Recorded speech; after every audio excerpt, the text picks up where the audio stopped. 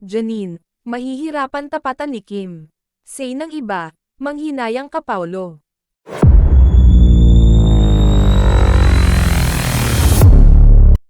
Mahihirapan si Kim Cho na tapatan ang latest na paandar ni Janine Gutierrez sa Instagram, na nagpapakita ng world-class beauty. Nagmukhang sexy goddess si Janine sa total look nito habang ibinibida ang isa sa mga koleksyon ng ine-endorso niyang bikini mula sa isang local clothing brand. Parang nabalatan ng pagiging isang Pinay ni Janine at Miss Tula itong kahilera nina Marilyn Monroe, Bridget Bardot, Cameron Diaz, Selena Gomez sa international beauty niya.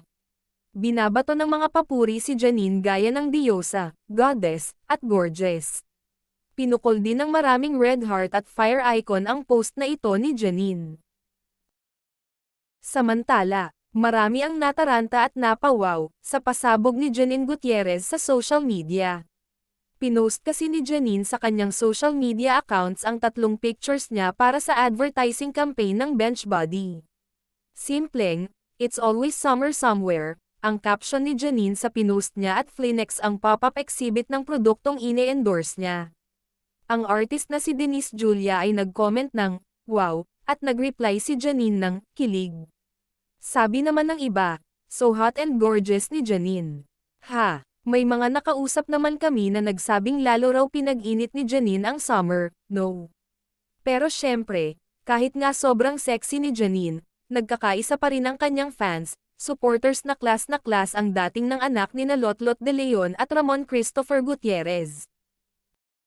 May iba naman kaming nakakausap na nagsasabing dapat manghinayang daw si Paulo Avellino.